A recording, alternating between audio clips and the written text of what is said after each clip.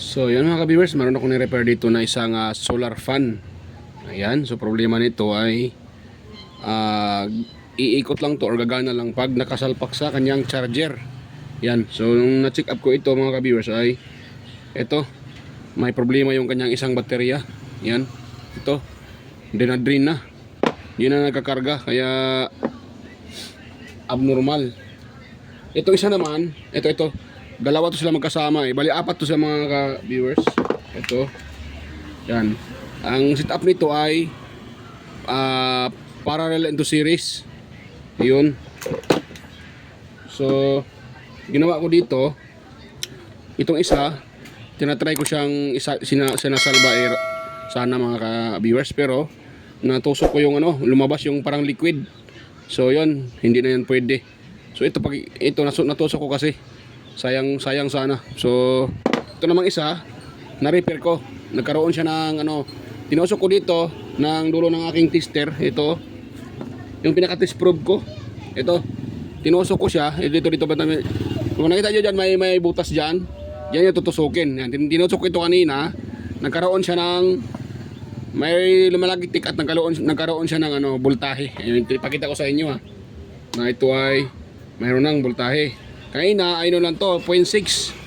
Drain talaga siya mga ka-viewers, pero nung natusok ko na itulak ko yung mayroong ganitong sa gitna na parang switch siya. Na itulak ko yon. Tingnan natin ayun 3.9. 3.9 volts. So yan. So ito yung sa akin, meron naman akong ganito. Nga lang hindi sila magkapareho dahil itong baterya na to ay 2.6 milliamperes. Ito namang ilalagay ko ay nasa 1.8 lang. So wala tayong magawa dahil wala akong available na ganito din pareho ng kanyang amperahe. So okay lang yan, ito yung ilalagay natin. So itong sa atin naman itong sa akin naman, so goods naman to. Mayroon tong voltahe. 3.9 din siya mga ka-viewers, 3.9 din. So din ito.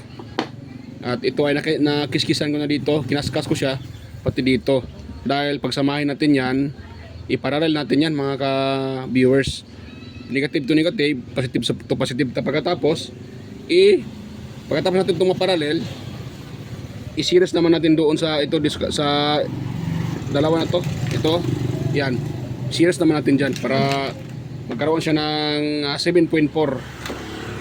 So yan.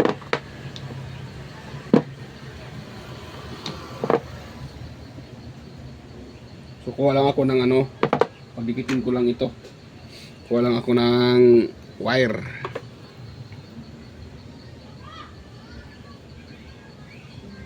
Yun. Sino mo yung dito?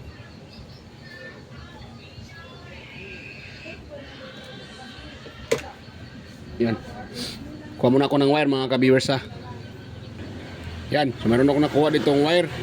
So ito yung gagamitin ko dyan na pang jumper. Yan. Tapos lang. Ito pagsamahin natin to. Para yung positive na yan. Ito dito. Yan. Lagyan lang natin ng soldering lead. Okay. Lagyan natin yung soldering lead mga ka-viewers. Ito. Ayan. Tapos try natin paganahin kung nagana na. So yun na kailangan pag kayo ay maglagay ng panibagong baterya, kailangan yung kaskasin dito lahat yan, lahat dito sa positive negative, positive nya tsaka sa negative yan, lahat ng kaskasin nyo para pag inihinang, ang purpose dyan para didikit ka agad. Dahil pag hindi nyo kinakaskas yan o kuskusin yan, hindi kayo makapaghinang dyan mga ka-viewers. Hindi didikit yan. Ito nga hirap pang dumikit kahit kinaskasan na. Yan.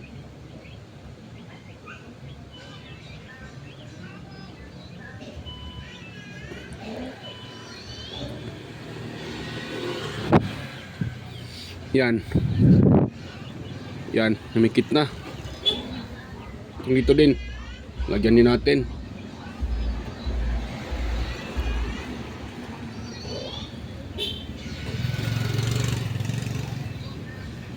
Yan, pwede na yan. Kahit hindi na masyadong makapal, pwede lang. Yung importante, kakapit yan pag sinusulda. May kakapitan siya. Pati dito.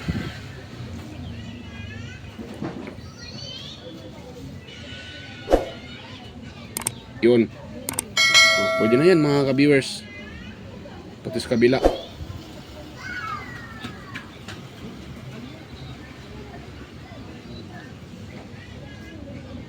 Yan. Pwede na yan. Yan o, mayroon na o. Diba? Mayroon na. Ngayon, ito namang wire. Lagyan natin ng lead.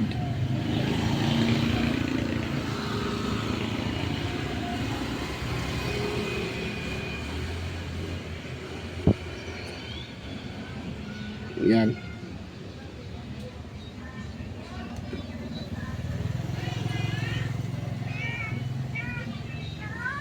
Dito, suldan natin dito.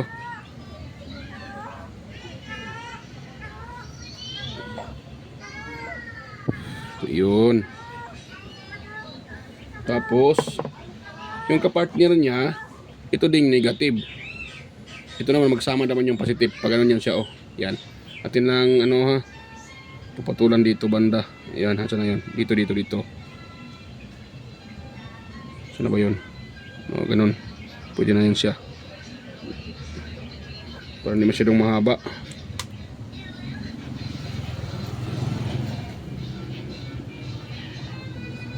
Yun.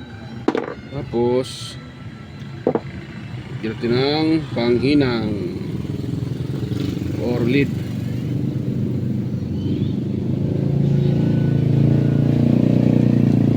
Yun. So wag kayo magkamali dito mga ka-viewers ha. Dapat i-ano nyo sa polarity. Dahil ito ay tawag dyan yung mga bata. Yan, mahaba talaga. Sige lang, ano na natin. Patay ng ano, patay ng ito para hindi gagalaw ito.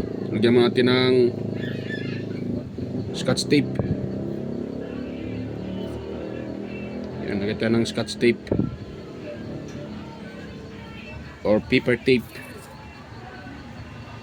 Yun, para hindi siya gagalaw. Yan, para maidikit natin ng maigi. Ito sa kabila. Yan.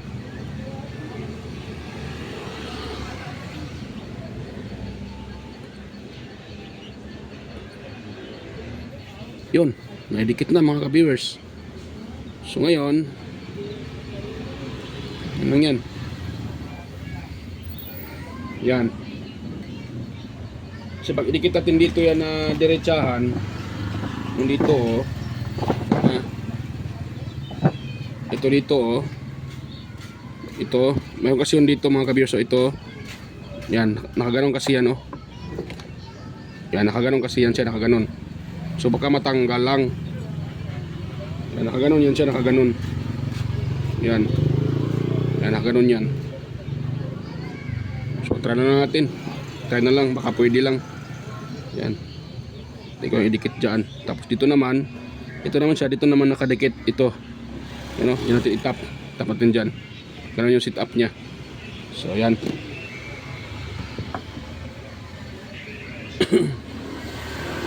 Yan. So ihinang ko muna mga ka-viewers ha. Dito, saka dito, hindi ko napakita. Madali naman o, dyan na naman ihinang. Saka dito, at saka yung dito. Ito, ihinang natin to. Yan, ihinang natin dito. Kahit saan dyan. Dito ba, o doon ba, pwede lang yan.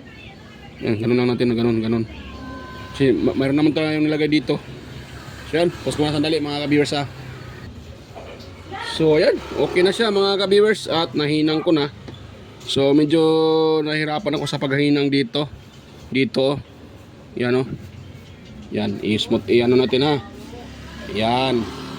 So medyo nahirapan ako dyan. So ang ginawa ko para kumapit dyan, yung parang lata na yan. Ano tatawag dyan? nakalimutan ko. Nakalimutan ko mga idol. Ito yung mga kabiyers, ito yung ginagamit sa mga solar, sa mga baterya sa solar. Ayan. Nakalimutan ko siya. So para para kakapit siya. So gumamit ako nito. Itong na tawag to, insinso. Insinso ito mga ka-viewers, nabili ko doon sa may labas ng doon sa labas ng Port Pilar. So ito yung ginamit ko. Insinso para kakapit diyan. Yan. Maganda to pang para pang pakapit. Dahil mahirap pakapitan itong na to. Tabing wire, ayan. Nasa dila ko lang hindi ko lang maibigkas. So tabing wire tawag pala diyan, nakalimutan ko kasi. So tabing wire. So nahirapan akong isulda siya mga ka-viewers. Kaya yan Kaya gumamit ako nito para magkaroon siya ng contact at didikit kagad. So yan. Itatry natin tong ititest, pero bago natin itest ito, siyempre babalutin ko muna ng masking ang tawag dito, nakalimutan ko naman. Ito. Yan para hindi yan magmo-moist diyan mga ka-viewers. Kahit ganun lang ganun natin, ganun. Yan. Yan, pati dito. Ito itong may contact. Para walang mangyayaring moist diyan. Yan. Okay lang kahit pangit tingnan dahil na mayroong okay lang yan. Ang importante safety yung gawa natin.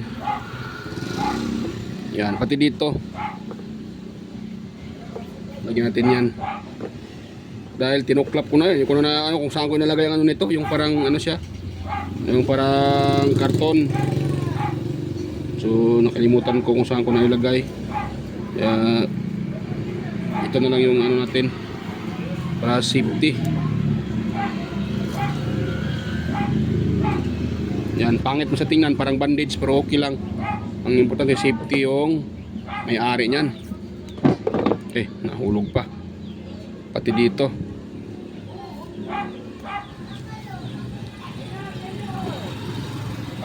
Yan. Tapos ilagay natin yung kanyang ito. Meron tong meron itong ito yung kanyang cover. So nakalagay dito yung model ng baterya at capacity. So 12,000 daw nakalagay diyan. 12,000 pero mali yan mga ka-idol. Mga ka-viewers, nakalagay diyan 12,000 mAh or milliamp hour. Tapos nominal voltage 7.4 volts. Pero yung nakalagay na 12,000 ay mali yan dahil kung nakita natin ito, yan pakita ko sa inyo nakalagay kasi dito mga ka-viewers, 2.6 milliamperes or 2.6 amperes or 2,600 milliamp hour. So ngayon, apat yan. Ngayon, atin itong iparallel, itong dalawa. So makakuha tayo na, ilan yung makuha natin? 4. So 5.2. So kung 5.2, 5,200 milliamp hour sa dalawa. Tapos bakit nakalagay dyan is ang taas-taas? Ayan. Bakit nakalagay dyan is 12,000, di ba? Ano lang naman to dalawa lang naman ang nito dahil ito kasi dalawa mga ka-viewers. Parallel into series. Kung dalawa yung pinaparallel mo, yun lang yung makukuha natin na tawag dyan amp hour. Diba dalawa pinaparallel tapos series. Sa series, hindi naman tataas doon yung amp hour niya. Ang tataas doon sa series mga ka-viewers or mga ka-idol or mga ka-viewers yung kanyang voltahe, di ba? Dahil dahil 3.7 mag-add ang mayari doon mag-add uli ng 3.7. O di ba? Kaya 7.4, di ba? Kaya nakalagay dito Kaya nakalagay dito 7.4. 7.4 volts dahil pinag-series yung dalawang nakaparallel. So 3.7 plus 3.7 7.4. Di ba? Tama siya. Pero yung nilagay nila na at 12,000 mAh, ayan po ay mali. Di ba? O di ba? Kitang-kita naman. Mali talaga yan dahil 12,000 mAh. Hindi naman 1,200 yan dahil tatlo yung zero. Alangan na naman sabihin natin na 1,200 yan. Di ba? So 12,000 talaga yan. Oh? 12,000 mAh. So pag i-analyze natin ito, hindi siya 12,000. Dahil ang kwenta lang naman dyan is yung dalawang naka-parallel. So dahil 2,600 EH siya, so ang nangyari dyan 2,000 plus 2,000, 4,000. So 612, oh, ilan na? So ano siya? 5,200 lang, di ba? 5,200 mAh. Dahil hindi na naman pwede natin sabihin na tataas pa yung naka-series, dahil ang series kasi ang tataas dyan yung kanyang voltahe, yung tataas, yung ampere steady, di ba? Ganun yun eh. Sa parallel doon tayo nakakuha ng nag-a-add yung kanyang amp hour, kaya nga nakuha ng 5 amperes mahigit eh. 5,200. Yun na yun. So mali talaga. Tingnan ko kasi siguro mali yung ano na nailagay dito na sticker. Kaya siguro tingin ko mali yung nailagay na sticker. Pero ito ay hindi to akma sa yung nakalagay dito sa sticker na 12,000 mAh. Hindi akma sa kanyang baterya dahil ang baterya niya ay 2,600 na yan, 2,600 mAh or EH. O di ba? Ngayon lang mga ka-viewers. Sinisir ko lang sa inyo. So ito, try natin itong paganahin. Mamaya ko ito lagyan ng takip. Yan. Pakita ko muna sa inyo na yan po ay okay na. Yan o. So try natin siyang paganahin. Lang, itaas ko muna konti para makita nyo. Ayun. So, ngayon, i-on natin sa number 1. Wala naman kahit dito. Ayan o, nagana siya mga ka-viewers. Ayan o. Ayan, malagitik-lagitik. Yun, steady lang natin para hindi magano. Ayan o, di ba? Nagana. Off ko siya. Saan na yung off niya? Ito, off. Namamatay siya. So, paganahin natin yung LED. Ito atang LED eh. Ayun o, gumana na. Kanina kasi ito mga viewers, hindi siya gumagana pag hindi nakasasak dito sa kanyang saan na yun? Sa kanyang charger. Hindi ko lang kasi napakita sa inyo eh na naka sa charger dahil yung naano ko na siya, nabaklas ko na siya. Ito yung charger niya oh. Yan, ito yung charger niya. So ngayon try natin i-charge yan. Ipakita ko sa inyo, ito yung dulo niya. Yan, salpak ko dito. Yan oh. Yan oh. Salpak na yung kanyang charger. Nag-green na. So dapat siguro mag-red yan. So try na daw natin. Pero ito 9 volts in. Ayan o, nagre-red na. Ayan, yan o. Kita nyo ba mga ka-viewers? Nagre-red na. Kanina kulay green yan. Hindi siya nag-ano ng voltahe. So kulay green. So ngayon nagre-red na. Ibig sabihin charging na siya. O, di ba? Ganun lang kasimple mga ka-viewers ang palit ng ganitong klaseng baterya sa ganitong klaseng electric pan. O, di ba? So tanggalin natin. O, di ba? O, nawala yung ano. Ngayon nagcha-charge na siya. Nag-red na. Kaya na kasi kulay green lang to dito eh. Yan. Yan. So ngayon testing natin. Yan. Ikot kaagad. Yan. Ano natin. Ipa-swing natin. O, di ba? Okay na. Iyon. Goods na. O, na natin. O, diba? So, ganun lang mga ka-viewers kung paano ko siya sinolda, paano ko sinid up yung baterya, paano ko inalagay yung kanyang baterya. Yun lang gagayahin nyo Kung ganun yung sit up wag din kayong basta-basta gagawa ng ganun kung sa tingin nyo ang baterya ay meron kasi tatlo lang. Pero sa tatlo naman 12 volts din yun. Depende kasi sa meron kasi ganito na 12 volts yung battery. Meron din naman ito 9 volts. O di ba? Ganun lang yung gagawin nyo. So okay na siya, nagana na. So ito, hindi na to pwede dahil lumabas na yung kanyang liquid na itusok ko kasi. So yan, hanggang dito lang mga ka-viewers. At kung sa tingin nyo ang video na to ay nakakatulong sa inyo, huwag kalimutang mag-like, share, and paki-subscribe na rin mga ka-viewers. At sa mga bago pa lang dito sa aking channel, huwag kalimutang pinutin yung notification bell at ilagay nyo sa all para kayo ay manotify agad tuwing may bagong upload. So yan. So shout out sa inyong lahat dyan mga ka-viewers. Sa mga silent viewers, yan. Sa mga organic viewers, ayan, sa mga sumusuporta at nanonood sa aking mga upload. So mega loud shoutout sa inyong lahat mga ka-viewers. At salamat sa inyong panonood sa aking upload at pagsuporta. So yan, hanggang dito lang po at bye-bye po at tayo magkikita-kita muli sa aking next na mga upload mga ka-viewers. Yan, bye-bye po mga ka-viewers.